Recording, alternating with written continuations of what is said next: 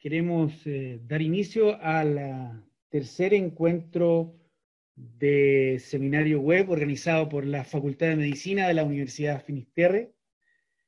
Quiero, a nombre del decano Alberto Duñac, agradecer a cada uno de aquellos que están conectados ya a partir de las 18 horas de hoy, viernes 22 de mayo del año 2020, año que va a ser muy difícil que olvidemos en el futuro cuando recordemos en qué estábamos en este momento. Este es ya el tercer seminario que organiza la Escuela de Medicina. El primero, recordamos, lo hicimos con la ministra secretaria general de Gobierno, Carla Rubilar. El segundo, con la actual presidenta del Colegio Médico, doctora Isquia Siches. Y quisiera introducir desde ya a nuestra invitada. Ella es la doctora Jimena Aguilera, es médico, una experta epidemióloga de amplia trayectoria. Actualmente es la directora del Centro de Epidemiología y Políticas de Salud de la Facultad de Medicina Clínica Alemana, Universidad del Desarrollo. Se desempeñó entre el año 2008 y 2010 como la asesora principal de enfermedades transmisibles en la Organización Panamericana de la Salud en Washington, D.C. Entre otras cosas, le ha tocado en su amplia trayectoria académica y profesional reformular el sistema de vigilancia nacional en nuestro país, directamente vinculada a la situación que estamos viviendo. Participó en el equipo de epidemiólogos en la misión a China de la OMS en el brote de SARS del año 2003 y fue la responsable principal de la preparación de nuestro país en la pandemia de influenza aviar, y además le tocó conducir desde la OPS y coordinar respuesta técnica ante la epidemia de influenza H1N1 del año 2009. Ella ahora forma parte del Consejo Presidencial Asesor sobre COVID-19 junto a otros expertos, y desde ya, a nombre de la facultad, quisiera darle la más cordial bienvenida a esta conversación que hemos organizado. ¿Cómo estás, Jimena? Hola, muy bien, muchas gracias. Gracias por la larga presentación. Es por ya los años, tanta experiencia acumulada. Bueno, contarte, Jimena, que posterior a nuestra conversación vamos a tener un debate de académicos y profesores ligados a la Escuela de Medicina de nuestra universidad. Va a estar Sebastián Pavlovich, abogado, especialista en salud pública, es ex superintendente de salud. José Miguel Bernucci, especialista en salud pública y actualmente profesor de la universidad y secretario general del Colegio Médico de Chile.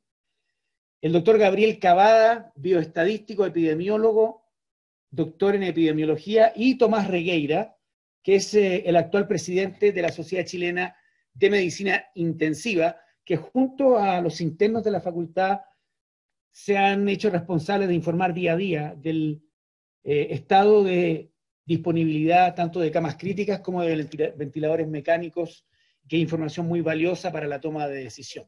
Excelente. Bueno, la primera pregunta, Jimena, para que entremos ya en materia, tiene que ver con tu situación personal. Tú tienes una enorme experiencia en estos temas, te ha tocado muy duro desde hace ya un par de meses, y la pregunta concreta es ¿cómo vive Jimena Aguilera esta pandemia? En comparación a las anteriores, ¿la viste venir? ¿Cómo es el día a día de una experta que tiene tremendas responsabilidades en términos de su asesoría directa al presidente de la República y al Ministerio de Salud? Bueno, desde que se decretó la emergencia, desde la primera reunión de emergencia, yo participo con cierta frecuencia en los comités de emergencia de la OMS. Soy parte del listado de expertos, que es el que se convocan para la declaración de emergencia. Estoy participando en el de ébola actualmente. Y supe cuando habían convocado el comité de emergencia para la primera reunión en enero, creo que fue el 17 de enero o 15 de enero, para analizar esta situación y ver si se declaraba una emergencia de salud pública de interés internacional.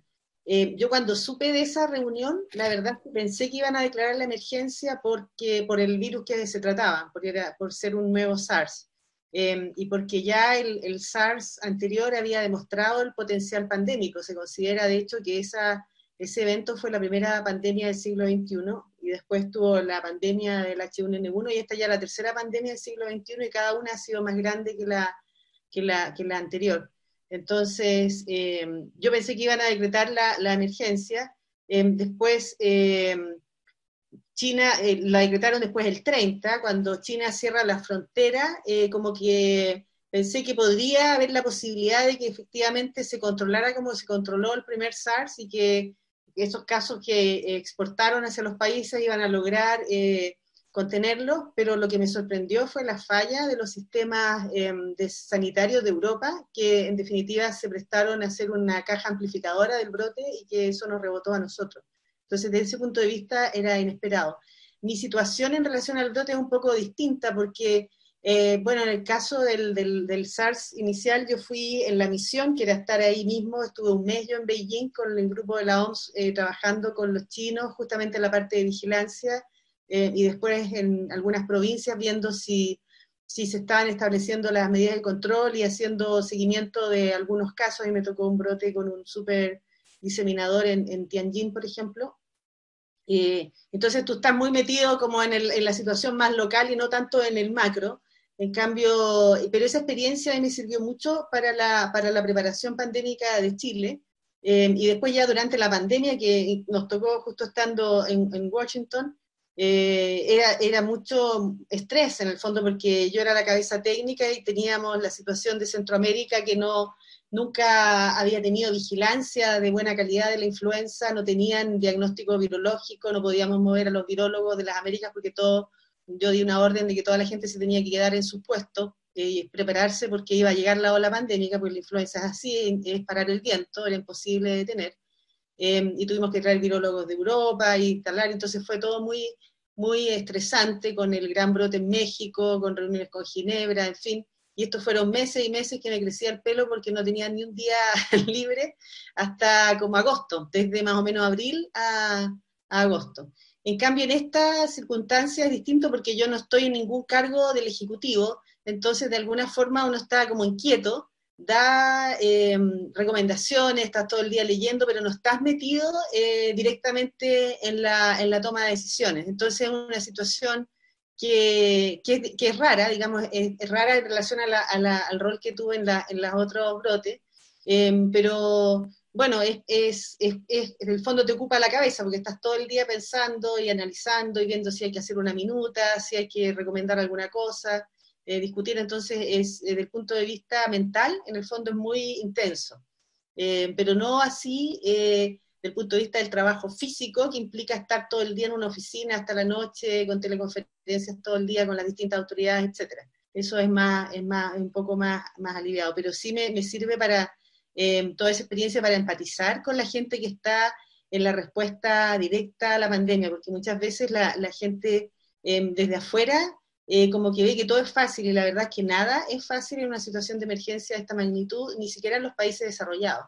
Implica un tremendo trabajo, los equipos extenuados, equipos que no se ven, porque todo el mundo ve lo heroico del equipo de atención de salud, pero no ve lo que significa tener los datos todos los días, y tener que revisarlos, lo que significa la carga asistencial, que es enorme para los médicos, pero eso también implica un trabajo continuo, las 24 horas y con turnos, digamos, para poder tener los datos frescos para informar a la población. Entonces sí me permite ver, digamos, esa parte de la salud pública que muchas veces es más invisible y que es muy, muy, muy extenuante también. Jimena, ¿cómo es la dinámica de funcionamiento del Consejo Asesor Presidencial COVID en que tú participas?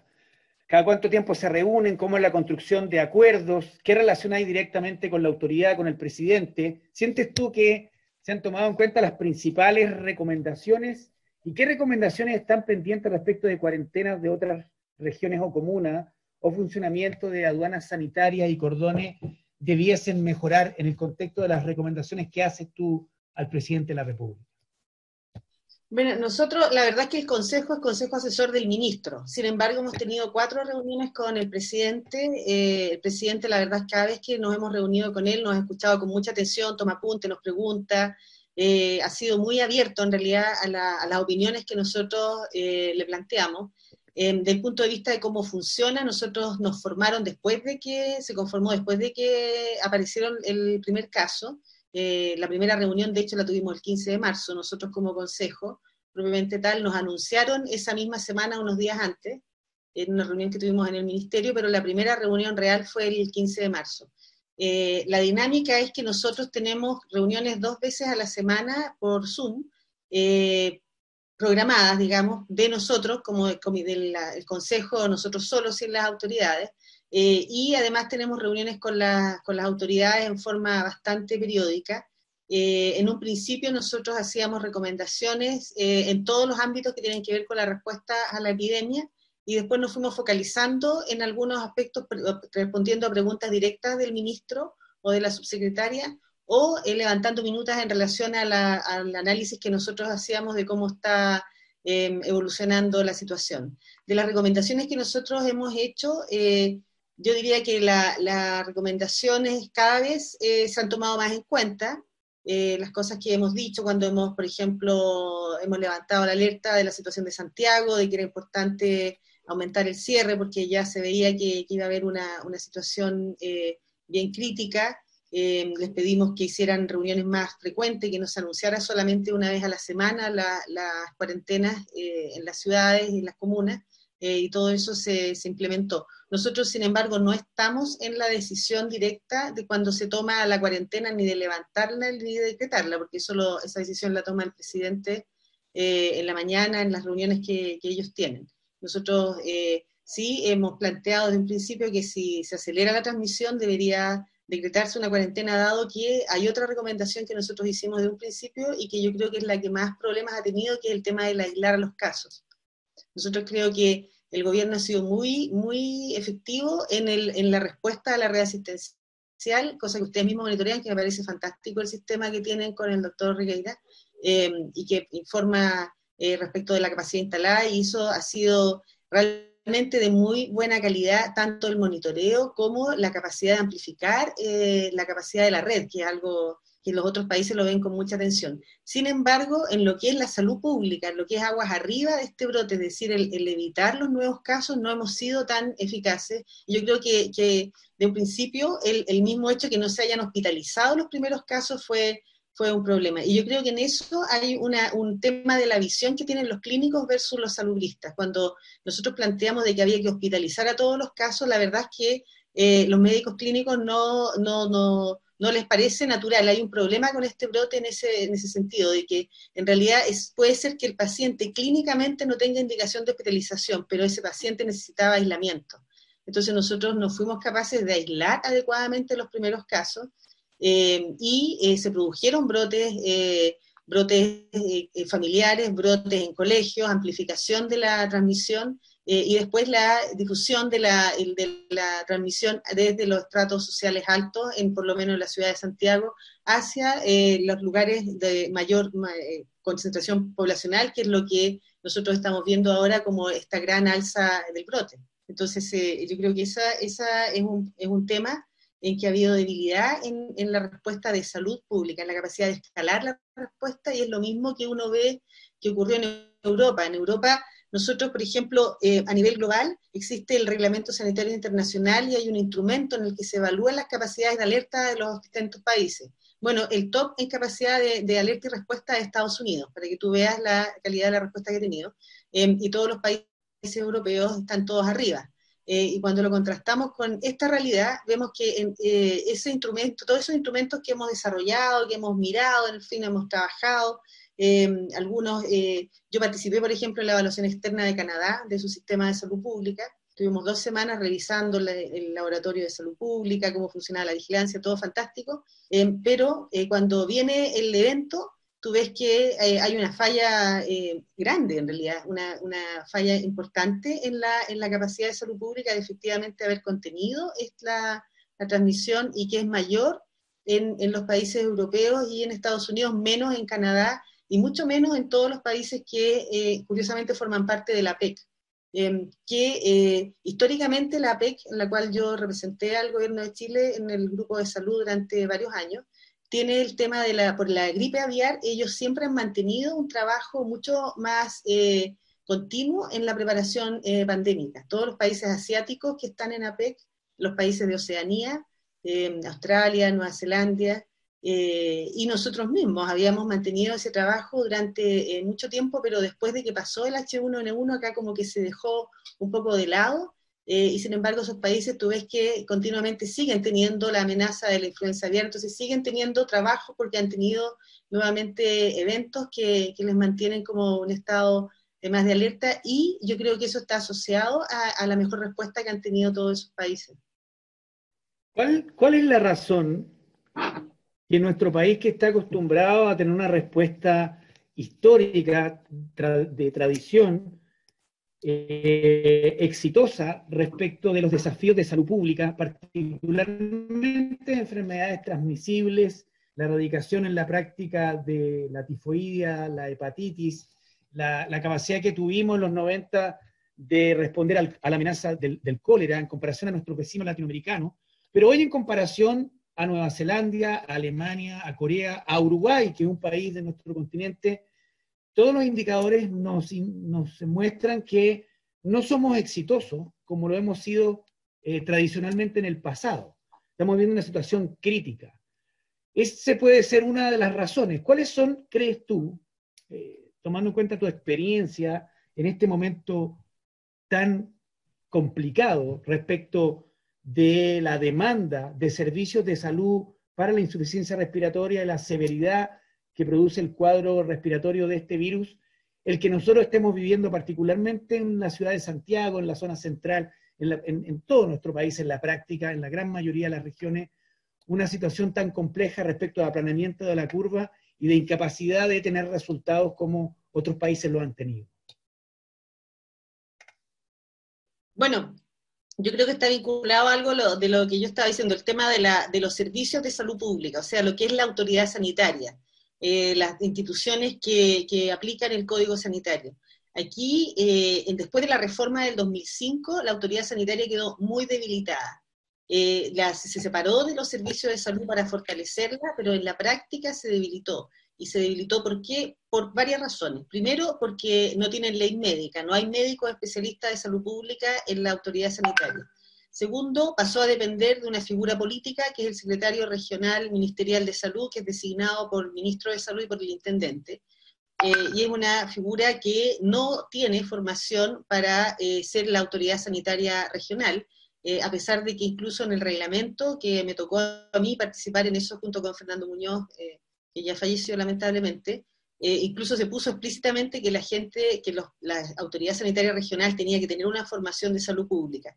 En las autoridades sanitarias no existe la carrera funcionaria en realidad, porque igual que en el ministerio, la mayor parte de la gente es contrata, por lo tanto son equipos inestables, es mucho más inestables en el Ministerio de Salud, y por lo tanto las personas que están ahora enfrentando la pandemia no tienen las cabezas, digamos, en el grupo hacia abajo sí hay gente que está desde antes, pero las personas que están conduciendo no tienen la experiencia de haber enfrentado las emergencias sanitarias previas, y eso es un lujo que nosotros nos estamos dando, y que es muy típico de los países latinoamericanos, de tener un aumento, un recambio de figuras técnicas clave, y también de la poca importancia que le han dado políticamente a la salud pública. Cuando aumenta el gasto en salud, aumenta para los hospitales. Después la gente, en general, cuando habla de salud pública, cree que es la atención primaria. Entonces, no hay una visibilización de lo que es la autoridad sanitaria, no están profesionalizados esos equipos, tienen un nivel profesional que no es el óptimo, no tienen los recursos adecuados, tienen una rotación de personal porque entra gente por afinidad política en todos los gobiernos. Este no es un problema de este gobierno, eso ha ocurrido desde los primeros ceremis que se nombraron cuando ya eran autoridad sanitaria, nombraron oftalmólogos, cirujanos de mano, otorrinos, digamos, distintas especialidades de personas que querían hacer una carrera política y que ven un trampolín en la autoridad sanitaria regional. Entonces, eso efectivamente no es gratis. Lo mismo pasa con el Instituto de Salud Pública, que tú conoces muy bien, yo me acuerdo que recién egresado trabajaste ahí un tiempo. El Instituto de Salud Pública es un pilar de la autoridad sanitaria, y tú ves que han pasado un montón de proyectos, pero nunca le ha llegado realmente un proyecto al Instituto de Salud Pública de potenciarlo, de mejorar su infraestructura, de mejorar el nivel, de renta, por ejemplo, de los profesionales. Es un instituto que se tiene que autofinanciar.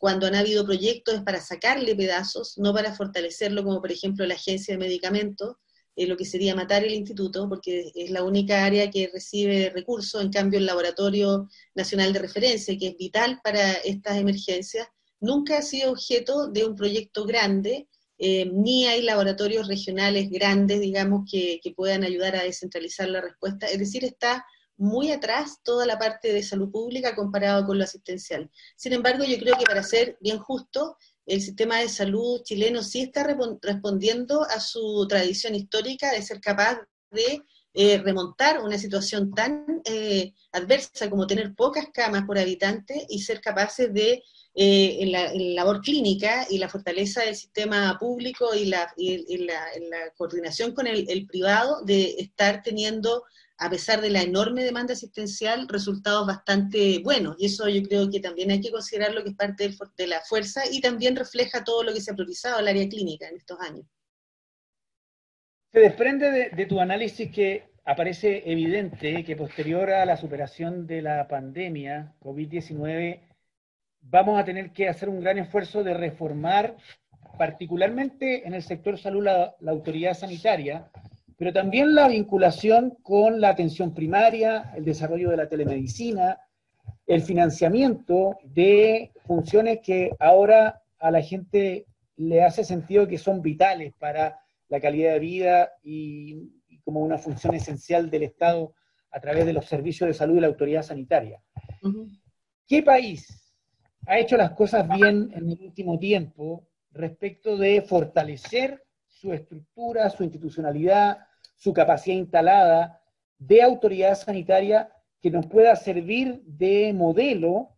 Si bien estos son esfuerzos nacionales y sabemos que esas son las reformas que son exitosas, es un esfuerzo propio, pero siempre existen experiencias internacionales que iluminan el camino de las cosas que hay que hacer o de los errores que no hay que cometer. Sí, yo creo que entre las experiencias que son exitosas es toda la reforma que tuvo Canadá después del brote de SARS, porque acuérdate que el SARS del 2003 hubo 2 países afectados, principalmente China y Canadá, y la OMS recomendó no viajar a esos 2 países, y ellos hicieron una gran reforma y crearon una Agencia Nacional de Salud Pública a raíz de esa experiencia, y tienen una capacidad muy fortalecida, a pesar de lo cual en Quebec han tenido muchos problemas con este brote, no así en el lado, es un país muy, muy federal, y de ese punto de vista no pueden garantizar exactamente la misma calidad de respuesta, y en Toronto han estado muy bien, pero en Quebec no tan bien. El otro país que tiene mucha fortaleza en su autoridad sanitaria, y también la tiene la autoridad ganadera, es Australia, por ejemplo. Nueva Zelanda también es un país que tiene un modelo interesante y fortalecido. Singapur, que es un país más pequeño, que es una ciudad-estado prácticamente, pero tiene mucha población, también tiene un modelo de autoridad sanitaria interesante, así como Hong Kong también lo es.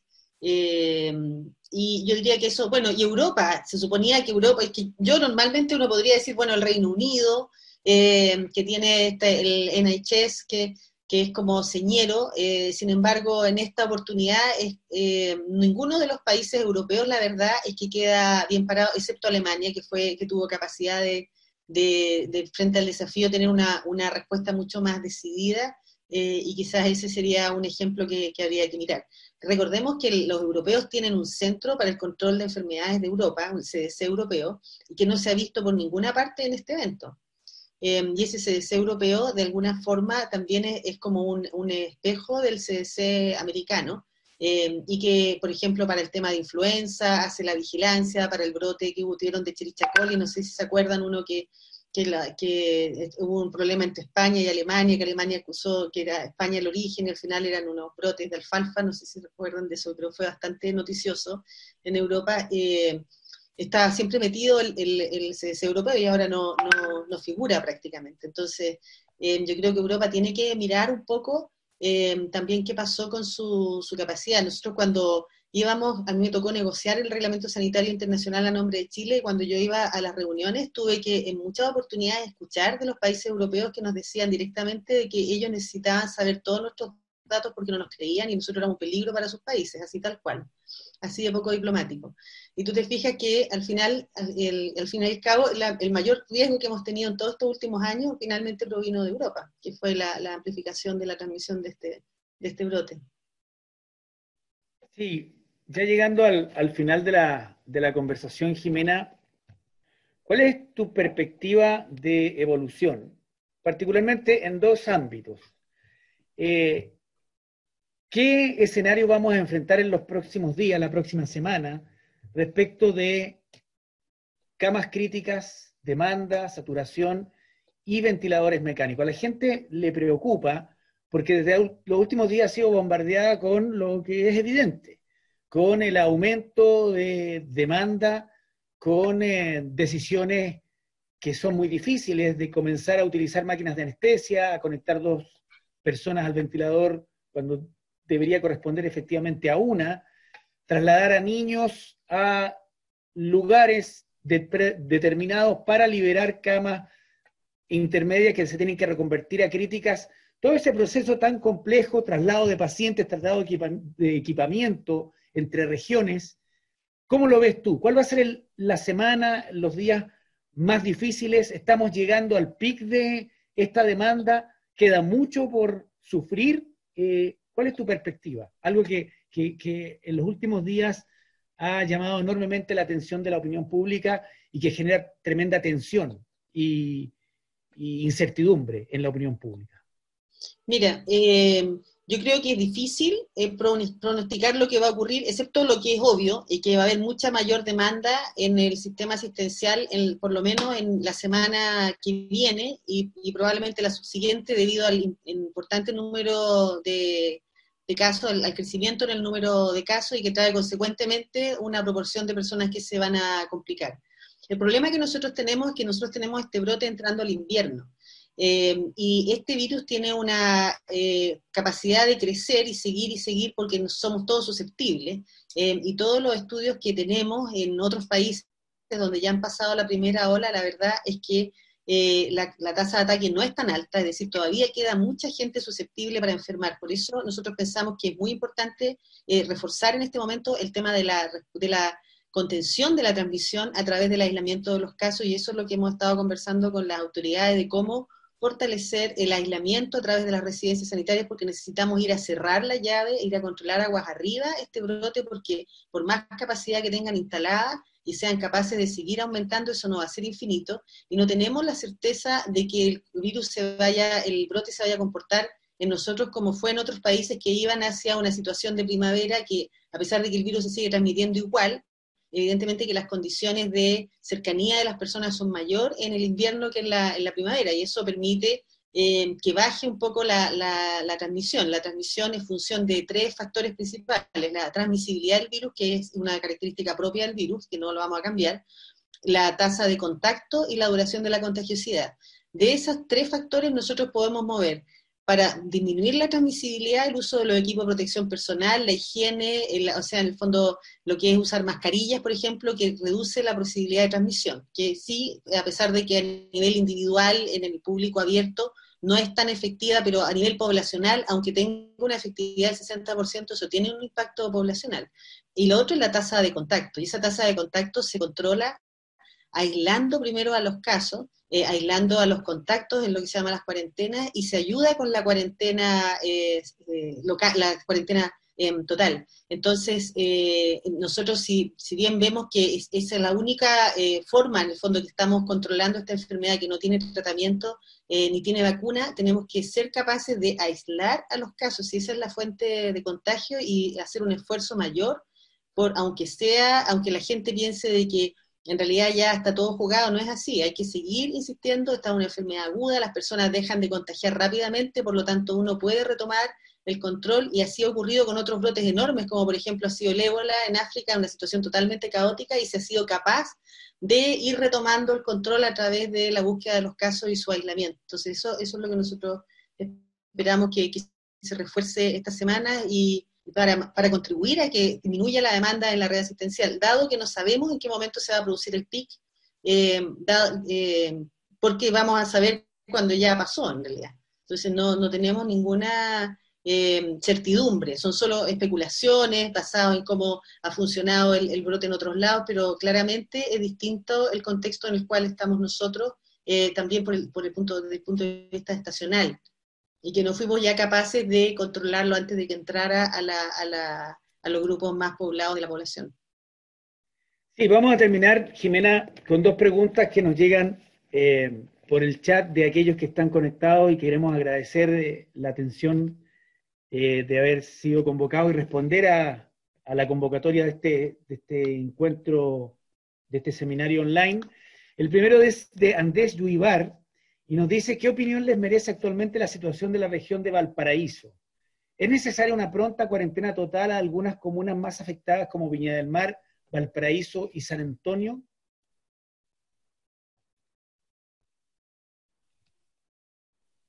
Mira, se cortó un poco tu pregunta, pero la estoy leyendo aquí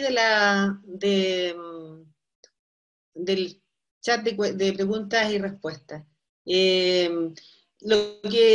Respecto a Valparaíso, nosotros estamos preocupados de que va efectivamente una tendencia al alza, y como aparece en la minuta en que hicimos pública, me parece que el 19 de mayo, le pedimos al gobierno que sea más proactivo con los cierres en la situación de la quinta región, para no llegar a un nivel en que tengamos una doble demanda en dos ciudades grandes, como sería el complejo o la conurbación Viña del Mar, Valparaíso y Santiago.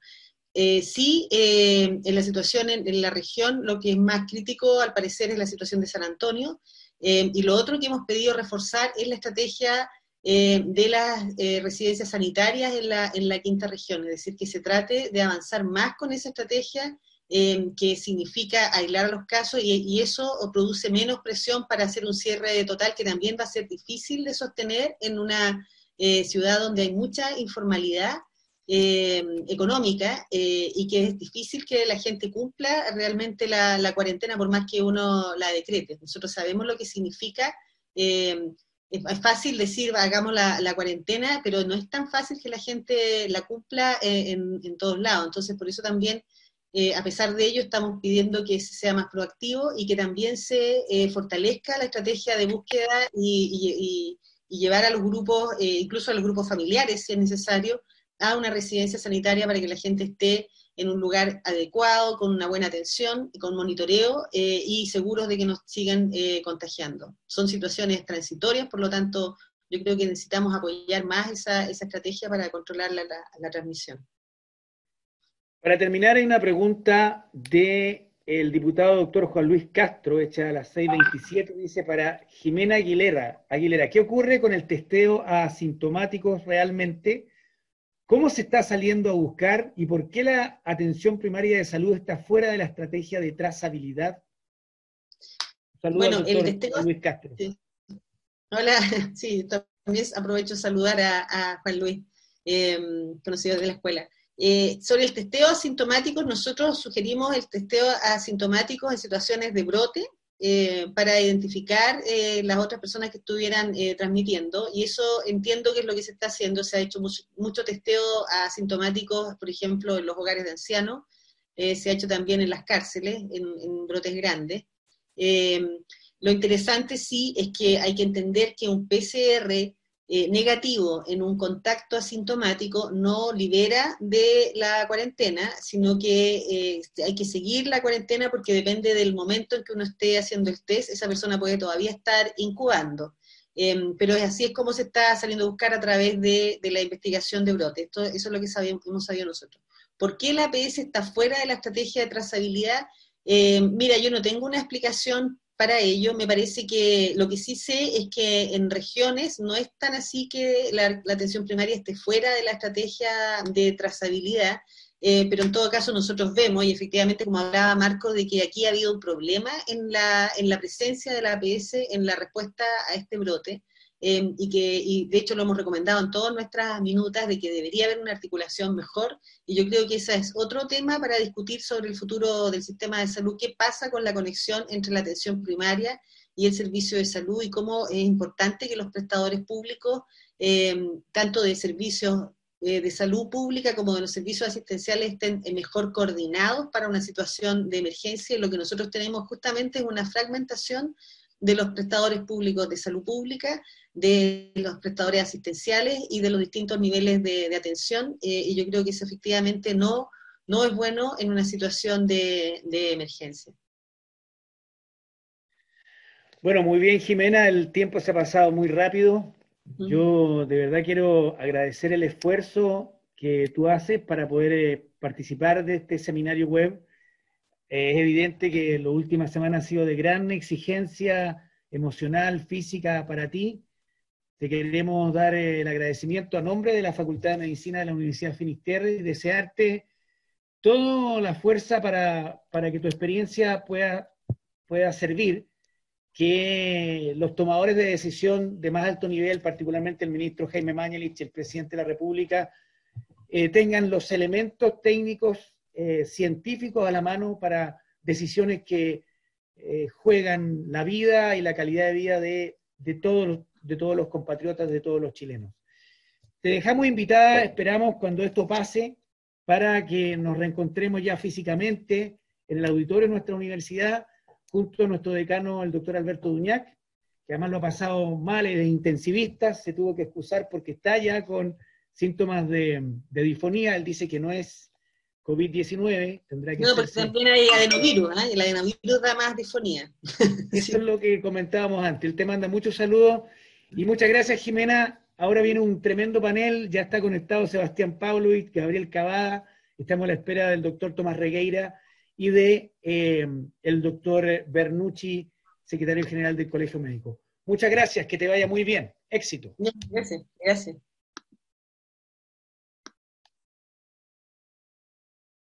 Bueno, pasamos a la segunda parte de nuestro seminario web, perspectivas y evaluación de la epidemia COVID-2. Quiero presentarles a Sebastián Pavlovich, abogado, profesor de la Escuela de Salud Pública de la Escuela de Medicina de nuestra universidad, del doctor Gabriel Cavada, doctor en epidemiología, bioestadístico, y esperamos pronto que se sumen nuestros otros invitados. Comenzamos por el doctor Cavada. Muy buenas tardes. Usted es un hombre que ha estado directamente vinculado a el análisis de los modelos, cómo se aplana la curva, atento a las informaciones que nos llegan de nuestros internos, de la Sociedad Chilena de Medicina Intensiva, de los recursos disponibles para enfrentar esta pandemia. ¿Cómo es la semana que viene? Desde el punto de vista de la epidemiología, de la estadística, de los estudiosos de esta área, doctor Cavada, ¿a qué vamos a enfrentar concretamente esta semana que comienza ya en pocos días más?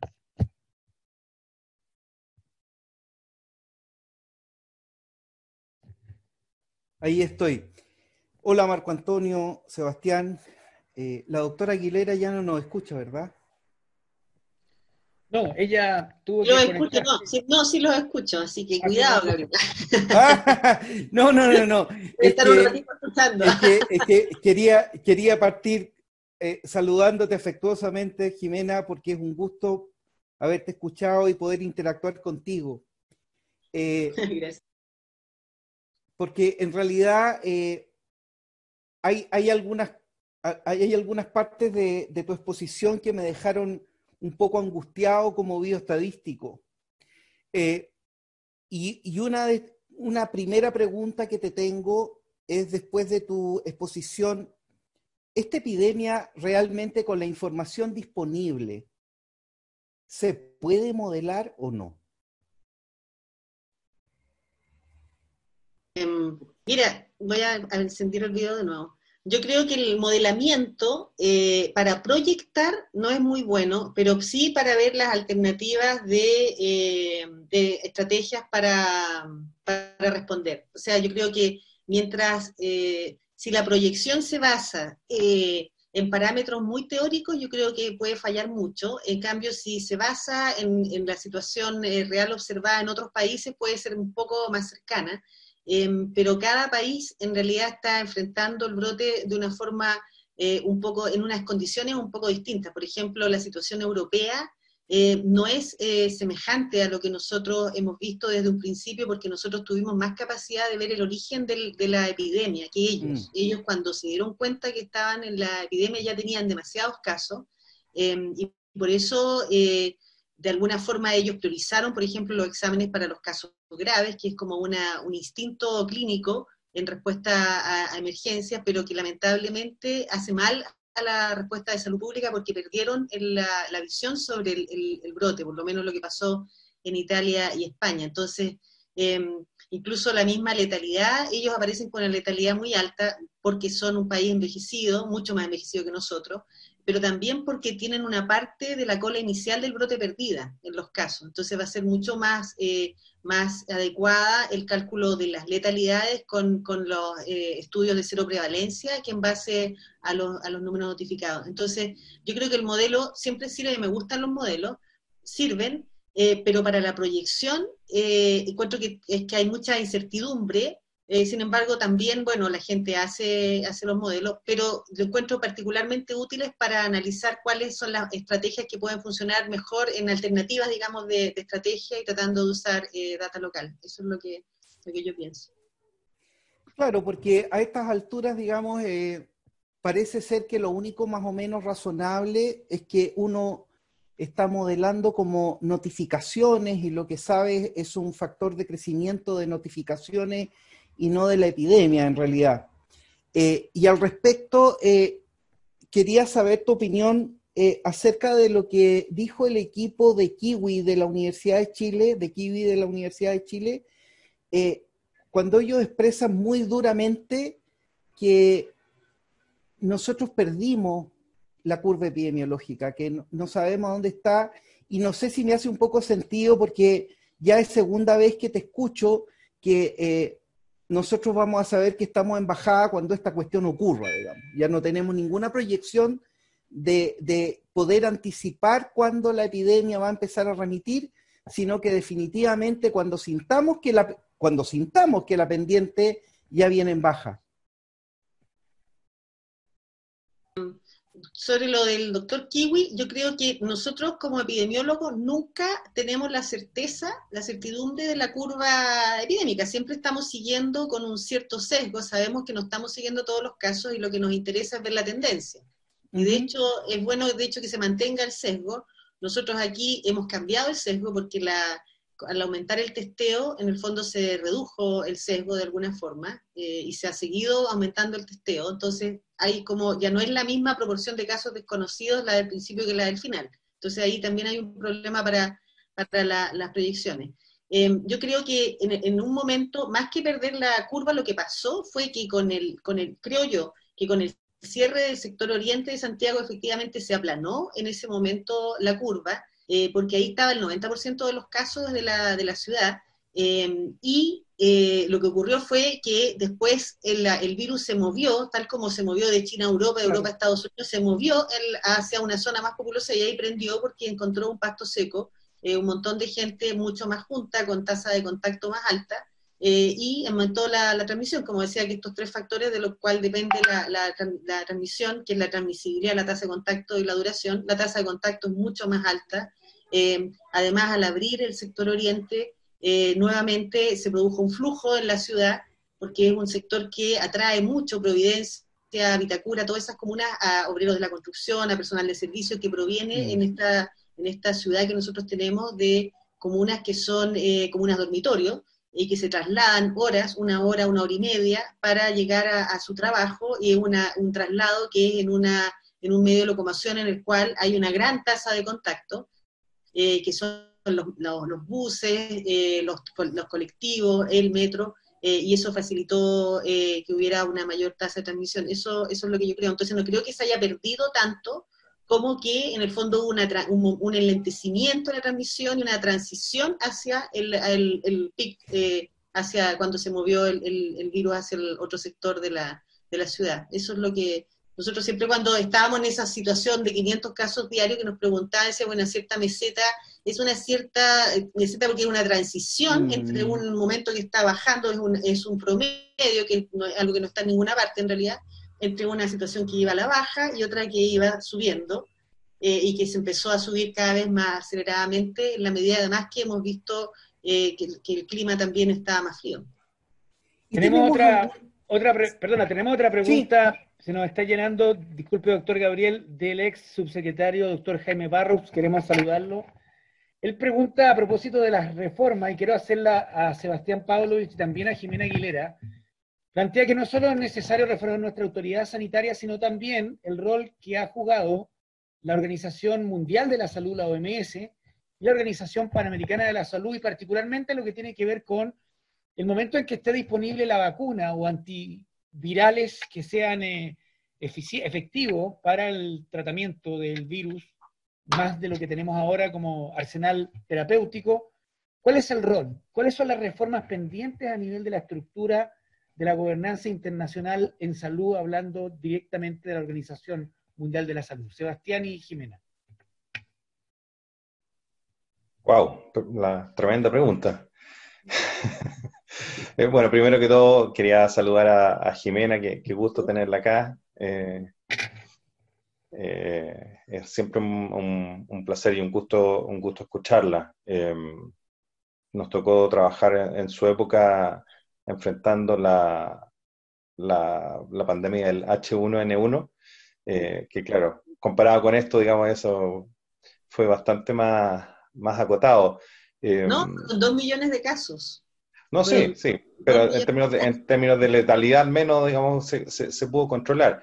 Y eso Claro. justamente como en algún sentido fue exitosa, nos hace mirarla quizás con cierto desdén, y es ahí donde una de las dudas que yo siempre he tenido es cómo logramos que los aprendizajes no sean solo a porrazos, sino que también aprendamos como institucionalidad de las cosas buenas que se hacen. Si uno piensa, por ejemplo, en el plan de acción del coronavirus, no está estructurado como lo estaba para el año 2009, que en el fondo tú habías trabajado durante varios años, lo habíamos dado vuelta, había sido formalizado, había sido estudiado, sabíamos perfectamente no solamente la autoridad máxima, sino que toda la estructura ministerial de alguna manera estaba aceitada para ese evento, y si uno ahora busca en la página web del Ministerio, el plan de acción es una serie de iniciativas que no parecen estar completamente articuladas, y no hay un documento al cual uno pueda echar mano, y las fases, yo tengo la impresión de que han sido decretadas más mirando ese antiguo documento o bien lo que está en el Reglamento Sanitario Internacional, porque no hay no estaba preparado de alguna manera ese trabajo técnico. Y en ese sentido, yendo un poco a la pregunta que plantea Marco y Jaime, a través de Marco, creo que en algún sentido la institucionalidad internacional hoy día cruje, en parte porque fue diseñada donde las estructuras de poder internacional eran distintas a lo que hoy día existe, y todavía no se han podido acomodar justamente a ese cambio de eje en las relaciones de poder entre las grandes potencias. Y eso es un ejemplo de cómo termina por afectar la capacidad que tienen estas instituciones de reaccionar ante este evento, porque pareciera que, pese a que también en China se originaron algunos brotes de enfermedades hace una década, se pudo controlar en esas ocasiones mejor de lo que se pudo hacer ahora en términos de flujo de información y de confianza en la institucionalidad. Y yo creo que sin duda plantea un desafío para que estos organismos, en conjunto con los estados del que son parte, repiensen su estructura de comunicaciones y de coordinaciones. Esa es mi impresión a priori. Jimena, que ha sido colaboradora de OMS durante varios años, probablemente tiene una visión que es más de adentro, que puede ser probablemente mucho más informada de la que puedo dar yo desde acá. Sí, gracias, un gusto verte, Sebastián. Mira, yo creo que, yo dije en una entrevista que me hicieron muy tempranamente en este brote de que la OMS había perdido el liderazgo en el control del coronavirus. Y me preguntaron, me llamaron de la OMS, incluso me preguntaron por qué había dicho eso. Yo creo que en el caso del 2003, que estaba la doctora Brundtland, eh, ella no tenía instrumentos para hacer lo que hizo. Ella no tenía un reglamento sanitario internacional que le permitiera haber decretado o haber declarado o pedido de que la gente no viajara a China y a Canadá. Y a posteriori se vio que esa recomendación fue muy eficaz en reducir la exportación de casos del SARS coronavirus 1. Pero también se le hizo muchas críticas, porque la doctora Brundtland tuvo muchas críticas durante su periodo en la OMS, y duró un periodo, no se presentó a reelección, de hecho, ahora es parte de un comité asesor de la OMS. Tuvo muchas críticas por el impacto económico que tuvo esa recomendación, que llegó, por ejemplo, en el caso de China, el impacto del SARS-1 llegó a tener, me parece que fueron como 2 puntos del Producto Interno Bruto, que es una enormidad. En este caso, después del brote de ébola del 2014, donde también hubo una gran crítica a la doctora Chan, que estaba de directora de la OMS, yo participé en una de las hubo 4 comisiones grandes para discutir sobre la arquitectura global de respuesta a brotes. Y se hicieron una serie de recomendaciones para OMS porque se consideró que en el brote de ébola había sido muy lento en decretar la emergencia, porque había escalado el problema. ¿Se acuerdan que estaba en Côte d'Ivoire? Después... Nigeria. Claro, no, eso fue después, eran los 3 países que están al lado de la costa de Marfil, y resulta que ya había saltado de un país a otro, de otro país ya habían 3 países africanos afectados, que para el reglamento es internacional, pero bastó que se enfermara un español y un americano, y ahí se convocó el comité de emergencia. Todo ese tiempo no se había convocado el comité de emergencia, y apenas se convocó, se decretó que era emergencia internacional. Y en este caso, yo creo que la OMS va a tener un escrutinio de cuál fue la primera recomendación, es que no se hubiera decretado inmediatamente la emergencia, y que no se hubiese hecho en ningún momento recomendación de no viajar. O sea, la OMS no recomendó no viajar a China, ni tampoco que hubiera, por ejemplo, un test de salida para los países que estaban afectados. Después, cuando empezó el brote en Italia y en España, muy fuerte, tampoco hubo recomendaciones de la Organización Mundial de la Salud, y recién se vinieron a volver a reunir el comité de emergencia desde enero hasta fines de abril. Y entre medio, que pasó todo el brote de Italia, no hubo ninguna recomendación temporal. Entonces, sin llegar a lo que dice Trump, que realmente no es efectivo, porque dado el reglamento sanitario, en el momento que China notificó, que fue el 31 de diciembre, todos los países a través de sus centros de enlace estuvieron al tanto de lo que pasaba y empezaron a prepararse. Por lo tanto, no es verdad que no había alerta, porque alerta había. Pero sí es llamativo el tema de las recomendaciones que se hicieron, y por ejemplo las cuarentenas, o sea, se recomendó de hecho las recomendaciones están relacionadas con no controlar a los viajeros, o sea, no interrumpir el libre tránsito de viajeros, sino que establecer medidas, pero que no interrumpieran el libre tránsito. Y de hecho, los países que inmediatamente cerraron la frontera, Singapur, por ejemplo, no esperó la recomendación de la OMS, cerró inmediatamente, y de hecho todos los que han ido cerrando les ha ido mejor. Después tampoco nunca ha habido recomendación de cuarentena total. Y los países que han hecho cuarentena total, de alguna forma les ha ido un poco mejor. Sí hay recomendación de que no abrirla.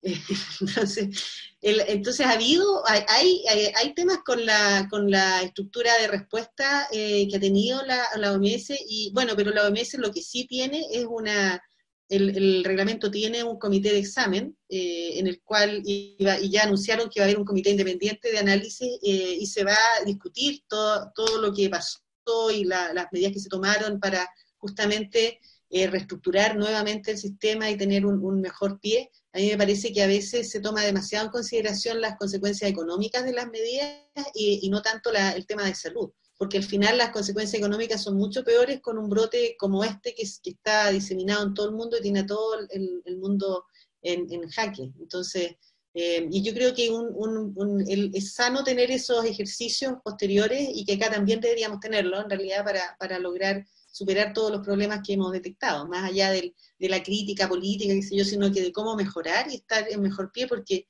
como veíamos, ya hemos pasado 3 pandemias en este siglo, y llevamos 20 años, o sea, y la verdad es que la globalización produce un riesgo cada vez creciente de tener este tipo de eventos. Sí, Jimena, ¿qué percibes tú van a ser aquellos hábitos, medidas sanitarias, formas de adaptación que van a ser permanentes o van a estar mucho tiempo con nosotros una vez que se acabe esta pandemia y antes de que llegue la próxima? Las medidas de distanciamiento social, una ola antiglobalizadora, los países se van a cerrar en contextos autoritarios y nacionalistas, va a haber, ¿crees tú, una explosión de mayor solidaridad y expresiones comunitarias? Tu experiencia de aquellos países que han pasado por situaciones ya como estas en epidemias anteriores, ¿a qué tipo de vida tenemos que esperar nos vamos a tener que adecuar en los próximos meses una vez que dejemos atrás COVID-19? Mira, yo creo que el ser humano es tan capaz de producir estos fenómenos por la invasión que hace de los ecosistemas y que finalmente somos un peligro nosotros para el planeta y casi que el planeta se defiende de nosotros generando estos virus, digamos, para que se regule de alguna forma, pero somos una especie tan capaz que yo creo que vamos a lograr tener una vacuna. Y no creo que vayamos a tener cambios en el muy largo plazo, porque entre el desarrollo de una vacuna o el desarrollo de un antiviral o un medicamento se va a lograr volver a una normalidad en un plazo no tan largo. Y claro, el tema es que la vacuna, que ya hay varios que hay ensayos y hay vacunas que están bien adelantadas en Estados Unidos, en China, en Europa, va a demorarse en estar disponible para todo el mundo, porque se necesita una capacidad instalada de una capacidad de plantas productoras, y ese es otro desafío que entiendo que Sebastián iba a abordar, y yo creo que no voy a alcanzar a verlo si me voy a tirar a las 7, pero yo creo que existe esa posibilidad en realidad, o sea, más que cambios en el largo plazo, porque si no, claro, tendríamos que tener una forma en que nos vamos a ir adaptando, porque sin vacuna lo que va a ocurrir es que la enfermedad se va a transformar en una endemia, y con la vacuna también, la verdad, porque va a ser muy difícil que desaparezca, pero eso significa que vamos a tener varios años en que vamos a tener brotes. No sabemos con qué cercanía va a haber las olas, si van a haber más de una ola en un año, digamos.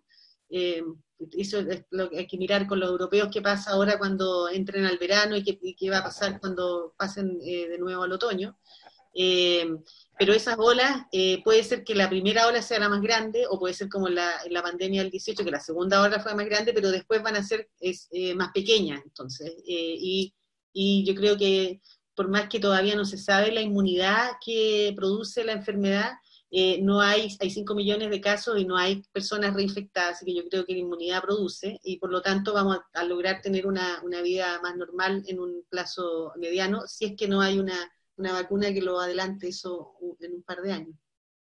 Y no creo Muy bien, que Jimena, son las 7 ya. Total de vida.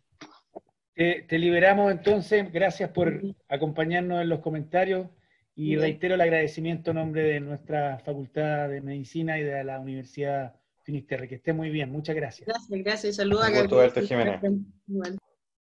Bueno, preguntas finales para el doctor Cavada y para el profesor Sebastián Pavlovich. Gabriel, tu opinión técnica sobre las últimas medidas tomadas por el gobierno, particularmente aquellas anunciadas respecto a la definición de contacto, la propia cuarentena total en la región metropolitana, ¿es suficiente? ¿Qué debería ocurrir desde la perspectiva del seguimiento de modelo que están haciendo ustedes en la Universidad Finisterre? Mira, yo creo que respecto de lo que, bueno, Jimena fue mucho más explícita que yo al respecto, pero yo creo que no tenemos una proyección muy exacta de qué es lo que va a ocurrir. Sin embargo, creo que sí, los números de la epidemia se van a disparar muchísimo más. Creo que un posible pic, a pesar que Jimena no estaba, no se casa, digamos, con un pic de la curva, pero yo creo que esto se va a poner un poco más aciago en la primera o segunda semana de julio. ¿Mm? Es muy interesante porque a estas alturas, fíjate que si uno mira, digamos, la vigilancia epidemiológica que hacen los centros Centinela, una cuestión que acopia la Facultad de Medicina en la Universidad Católica, a partir del 15 de abril hasta hoy día, el único virus que está circulando causante de una enfermedad respiratoria aguda es el COVID-19. O sea, lo que vamos a esperar es que toda la letalidad por enfermedad respiratoria y toda la incidencia de enfermedad respiratoria que vamos a tener de aquí a un futuro mediano va a ser solamente debido a COVID-19. Fíjate que, pucha, desgraciadamente no le alcanzamos a preguntar a Jimena. Jimena dijo que en H1N1 había tenido 2 millones de contagios. Probablemente es una cifra que nosotros repitamos para COVID-19. ¿Ah? Pucha, con información solo disponible, yo mismo había calculado alrededor de 1,5 millones de susceptibles. Pero muy probablemente seamos más y por lo tanto las cifras que veamos en términos de, ya te digo, de contagios, de uso del sistema hospitalario y de estrés del sistema hospitalario, yo creo que van a ser mucho más abultadas de lo que estamos viendo ahora. Muy bien, muchas gracias, doctor Cabá. Y finalmente, para terminar nuestro encuentro web, el tercer Conversemos sobre COVID-19, una pregunta que queda pendiente, que tiene que ver con el futuro inmediato, la disponibilidad de antivirales que deban usarse masivamente, vacunas. Ya lo ha dicho la doctora Aguilera y parece evidente, en los próximos meses vamos a tener una vacuna sintetizada ya habiendo sido estudiada en las distintas fases para que sea segura su uso en seres humanos, y por lo tanto después viene una enorme, potente, gigantesca negociación. Si esto es un bien público, el derecho a la patente, la innovación, probablemente van a ser laboratorios privados los que la obtengan y la comercialicen. ¿Cuál es la visión suya, profesor Pavlovich, de ese proceso que Chile debe prepararse como país pequeño, no país poderoso, pero que va a requerir de vacunas una vez que esté disponible en el mercado internacional? Bueno, ese tema que tú planteas, Marco, es sin duda uno de los complejos, de los temas más complejos a abordar en términos de política pública y en términos de estrategia. Obviamente, particularmente para un país pequeño como Chile. Yo creo que en eso tenemos que ser bien realistas y creo que la estrategia debería ser de abogar por el multilateralismo. Y en ese sentido ya ha habido iniciativas y Chile ha suscrito algunas de esas iniciativas justamente para lograr que el conocimiento sobre el virus sea de dominio público, y a partir de ese conocimiento compartido como humanidad seamos capaces efectivamente de privilegiar la colaboración por sobre la competencia, y a partir de eso encontrar una vacuna o encontrar un tratamiento que sea capaz de enfrentar este desafío sanitario mundial. Y en ese sentido, yo creo que uno tiene que tener mucho cuidado también, porque las patentes tendemos a verlas muchas veces como solo un obstáculo para el acceso a la salud, y no como una herramienta que incentiva la investigación, que nos permite encontrar respuestas a enfermedades para las cuales hoy día no existen. tenemos, yo creo que en parte una visión que no es completamente equilibrada respecto de cuál es el sentido que tiene el premiar la capacidad de innovación. Pero obviamente, atendida la naturaleza de este desafío, creo que como país deberíamos sumarnos y en lo posible liderar todos los esfuerzos para que haya una estrategia de multilateralismo que permita y asegure el acceso universal al conocimiento que surja de todas las investigaciones científicas que se están dando. Pero por otro lado, tampoco podemos desde ya amenazar a quienes hoy día están invirtiendo en investigar que esa inversión no va a tener ningún tipo de retribución. O sea, creo que los países efectivamente tienen que premiar y estimular que esa investigación se dé al interior de sus países y también que la que se da a los países más desarrollados no tenga el incentivo de apropiársela en términos de no compartirla. Y creo que ahí el esfuerzo multilateral es clave.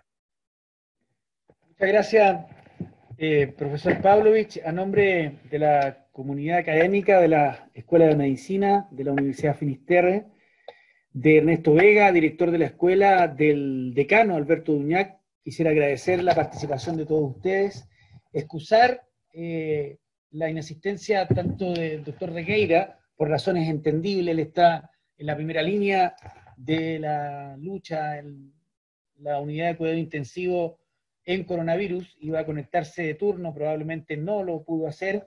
Lo mismo el doctor Bernucci, que juega un rol clave en el colegio médico. Queremos destacar que en este ciclo de encuentros hemos invitado exclusivamente a mujeres líderes, la doctora Rubilar, la doctora Siches y ahora la doctora Aguilera. Pronto vamos a anunciar a aquellos que nos escuchan el encuentro del próximo viernes, ya el cuarto ciclo, el cuarto encuentro de este ciclo, que esperamos siga convocando no solo a la comunidad universitaria, sino a muchas cientos de personas que se han unido ya todos los viernes a partir de las 18 horas. Muchas gracias, ha sido una gran conversación desde el punto de vista científico, técnico, académico, y esperamos seguir aportando desde la Universidad Finisterre al conocimiento para superar este desafío que nos afecta como sociedad, como país, como comunidad, que es el COVID-19. Nos vemos el próximo viernes a las 18 horas en otro Conversemos sobre COVID-19. Feliz fin de semana. Igualmente, un abrazo a todos. Chao. Chao, un abrazo.